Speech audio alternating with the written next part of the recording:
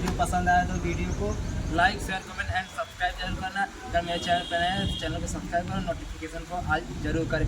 ऐसे related video रहता हर रोज़। Bye by.